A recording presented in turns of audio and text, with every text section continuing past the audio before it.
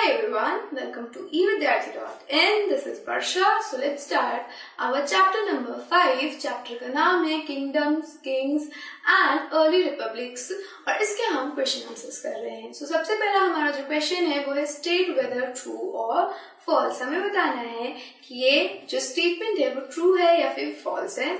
So first statement है हमारे पास, राजाज who let Ashwamedha horses pass through their lands were invited to sacrifice. यहाँ पे पूछ रहा है कि वो राजा जो कि अश्वमेधा घोड़े को अपने टेरिटरी से पास होने दे रहे थे, अपने लैंड से पास होने दे रहे थे, वो क्या कर रहे हैं, वो इस यज्ञ में, इस सेक्रीफाइस में इन्वाइटेड थे. ये जो स्टेटमेंट है वो ट्रू है या फॉल्स है? तो ये स्टेटमेंट ट्रू है. दे वर इन्वाइटेड टू द यज्ञ, वो इन्वाइटेड थे यज्ञ के अंदर. नेक्स्ट है हमारे पास the charioteer sprinkle sacred water on the king. जो चैरोइटर था, जो सारथी जिसे हम हिंदी में कहते हैं, क्या वो राजा के ऊपर कोई पवित्र जल का छिड़काव करता था? तो हमने देखा था ये जो सारथी है उसका सिर्फ एक ही काम था इस अश्वमेधा यज्ञ के अंदर, एंड दैट वाज कि उस राजा के गुणगान को गाना, टू प्रेज द किंग. तो ये तो नहीं है, ये गलत है, ये फॉल्स स्टेटमेंट है हमारे लिए कि वो कोई जल का छिड़काव करता था राजा के ऊपर. So the statement is false. Next चलते हैं. Archaeologist have found palaces in the settlements of the janapada. यानी जनपदों के अंदर आर्कियोलॉजिस्ट को पैलेसेस मिले हैं. क्या ये स्टेटमेंट सही है या गलत है? सी, आर्कियोलॉजिस्ट क्या करते हैं, पुरानी चीजों को पढ़ते हैं, समझते हैं और फिर कंक्लूजन पे पहुंचते हैं. और हमने पढ़ा था कि जनपदा के अंदर पैलेसेस नहीं हुआ करते थे. जनपदा के अंदर क्या हुआ करती थी, हट्स हुआ करते थे, उसी में लोग रहा करते थे. महाजनपद के आने के बाद पैलेसेस का निर्माण होने लग गया था. सो this statement is wrong. Archaeologist को कुछ भी नहीं मिला था ऐसा जो कि पैलेस से रिजेंबल करे जनपदास के अंदर. So this statement is false. Next देखते हैं, हमारे पास डी ऑप्शन है. Pots to store grains were made out of painted greyware. उन बर्तनों को, अच्छा हाँ, ग्रेवेयर्स क्या थी, बहुत फाइन किस्म की पॉटरी थी. तो ये कह रहे हैं कि पॉट्स जिनके अंदर हम स्टोर करते थे अनाजों को, वो पेंटेड ग्रेवेयर से बनाई गई होती थी. तो लेकिन अभी हमने जाना कि जो पेंटेड ग्रेवेयर्स है वो क्या होती है, वो बहुत फाइन होती है और बहुत ही अच्छी होती है, और जिसकी वजह से उनको हम काफी स्पेशल ओकेजन पे निकाल रहे थे. तो सोच लो कोई चीज स्पेशल ओकेजन पे निकाल रहे लेकिन उसके अंदर हम चीजों को स्टोर करके रख रहे हैं, ऐसा तो नहीं हो सकता ना. अगर आप ही के घर के अंदर कुछ अच्छी डिशेस होती है, अच्छी प्लेट्स होती है, तो उसको मम्मी क्या करती है, उसको तो अच्छे से स्टोर करके रखती है. ऐसा थोड़ी होता है उसी के अंदर चीजें स्टोर कर दी जाए, नहीं ना. सो पॉट्स जिनके अंदर स्टोर करके ग्रेन रखे जाते थे वो कोई और डिफरेंट टाइप के पॉट्स हुआ करते थे. ब्लैक एंड रेड पॉटरी हुआ करती थी जिनके अंदर ग्रेन्स को स्टोर करके रखा जाता था. This statement is false. Therefore इसी वजह से ये स्टेटमेंट फॉल्स है. पेंटेड ग्रेवेयर्स को यूज किया जाता है स्पेशल ओकेजन पे. नेक्स्ट देखते हैं E. Many cities in mahajanapadas were fortified. बहुत सारी सिटीज महाजनपदा के अंदर फोर्टिफाइड थी, यानी उसकी घेरेबंदी कर दी गई थी. तो दिस स्टेटमेंट इज ट्रू. ऐसा हमने देखा था कि महाजनपदा के अंदर क्या हो रहा है, फोर्टिफिकेशन स्टार्ट हो गई है फॉर डिफरेंट पर्पसेस. बहुत सारे डिफरेंट पर्पसेस के लिए फोर्टिफिकेशन स्टार्ट हुई थी. अब हम चलते हैं क्वेश्चन नंबर 2 की तरफ, लेकिन उससे पहले यहाँ पे आपको सारे आंसर्स है.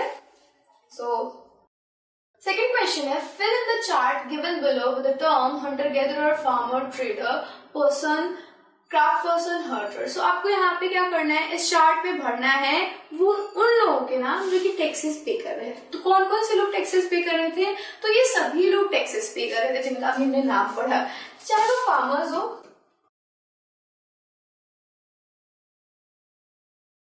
चाहे वो आपके हंटर्स गैदरर हो,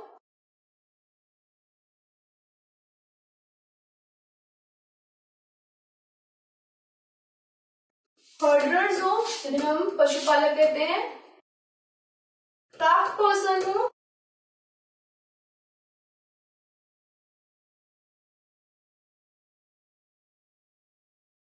या फिर ट्रेडर्स हो. ये सभी क्या कर रहे थे, महाजनपदों के अंदर अपने किंग्स को टैक्सेस पे कर रहे थे. फार्मर्स अपना 1/6 देते थे एज अ भागा टू किंग अपने प्रोडक्शन का. वहीं हंटर गैदरर्स क्या करते थे, फॉरेस्ट प्रोड्यूस देते थे एज अ टैक्स.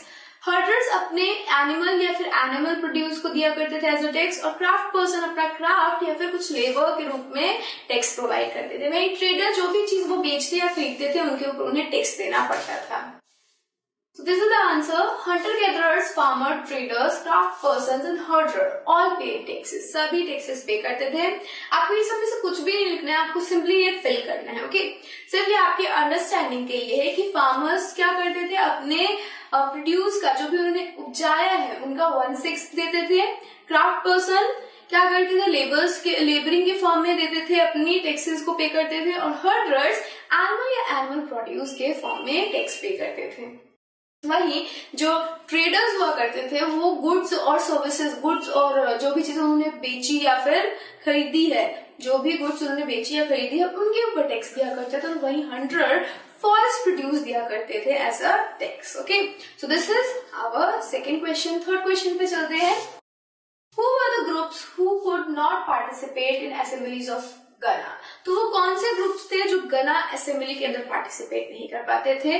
तो 3 ऐसे ग्रुप्स थे जिनको गना असेंबली को पार्टिसिपेट करने में मनाही थी। दैट वाज विमेन, दासा एंड कामकारा। इनको बिल्कुल भी मतलब छूट नहीं थी कि ये असेंबली के अंदर जाके बैठ सके, अपने राय या मशवरा दे सके या इवन उसको अटेंड कर सके, इतनी उनको छूट नहीं थी बिल्कुल भी। So these group of people were not allowed to participate in assembly of ganas. ये लोग नहीं पार्टिसिपेट कर पा रहे थे। नाम क्या है? पहले है विमेन, सेकेंड दासा एंड थर्ड वन इज कामकारा। सो ये 3 ग्रुप्स को प्रोहिबिशन थी असेंबली ऑफ गना को अटेंड करने की। नेक्स्ट हमारा है फोर्थ क्वेश्चन। देखते हैं फोर्थ क्वेश्चन क्या है। Why did the rajas of महाजनपद build fort? So fort क्यों बना रहे थे हमारे राजा महाजनपदों के? So बहुत इजी क्वेश्चन है। हमने क्या देखा था सबसे पहली बार, तो अपने राज्य को, अपने जो राज्य है उसके अंदर वो मैनेज कर सके, उसको अच्छी तरीके से कंट्रोल कर सके, उसके लिए उन्होंने फोर्टिफिकेशन की। दूसरी इसलिए भी कि सेफ्टी प्रोवाइड करवा सके अपने टेरिटरी के अंदर, किंगडम के अंदर। और तीसरी चीज ये थी कि वो अपने माइट को दिखा सके, अपना पावर, अपनी स्ट्रेंथ दिखा सके। So these were the 3 reason जिसकी वजह से उन्होंने फोर्टिफाई करना स्टार्ट किया अपने टेरिटरीज को। लिखना कैसे है? Building a fort serve many purposes. Different purposes serve कर रहे थे forts. Some of them are as following. इनमें से कुछ ये रहे। It was a way to show off might of the raja. Raja की माइट, राजा की शक्ति का दिखाने का एक जरिया था। A fort made a city more secure. अगर किलेबंदी कर दी गई तो वो सिटी को और ज्यादा सिक्योर बनाती है। और तीसरी थी a fortified city was easier to manage. एक fortified city, एक किलाबंद सिटी ज्यादा आसानी से मैनेज की जा सकती है।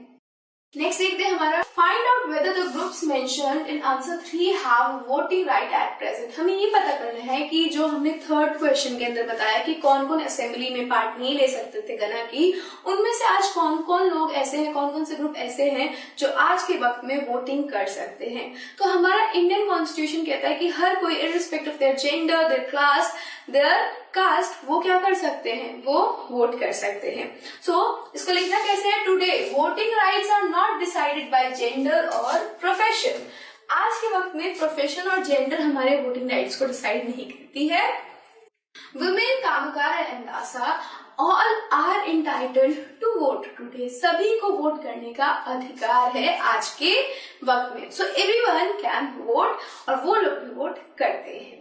So this is all about our this chapter number 5, जिसके अंदर हमने बात करी हमारे राजाओं के बारे में, उनके राज्यों के बारे में, और उन राज्यों के बारे में भी जहाँ पे गणराज्य चल रहे थे। So this is all about this chapter. I will see you in the next chapter. तब तक के लिए keep learning with us and be safe. Bye.